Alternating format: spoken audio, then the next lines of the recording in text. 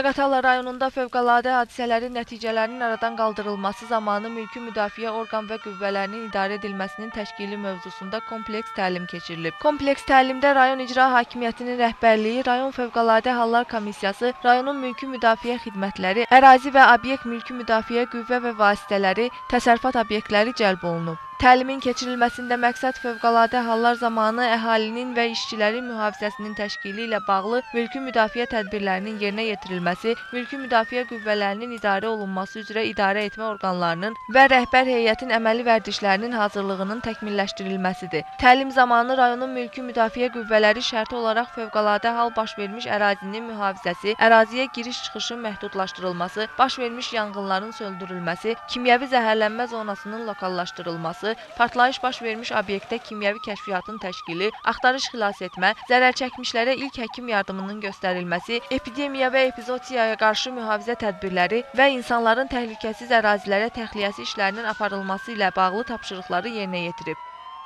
2016-cı il hazırlıq planına uyğun olaraq Azərbaycan Respublikası Fövqəladə Hallar Nazirliyinin Mülki Müdafiə İdarəsinin Mülki Müdafiə Qoşunlarının Zaqatala rayon icra hakimiyyəti ilə Zaqatala rayon Fövqəladə Hallar Komissiyası ilə bir yerdə keçirdiyi təlimdə 286 nəfər şəxsi heyət iştirak eləmiş, 36 müxtəlif növ ağır texnika cəlb edilmiş və tədbir də yüksək səviyyədə həyata keçirilmişdir.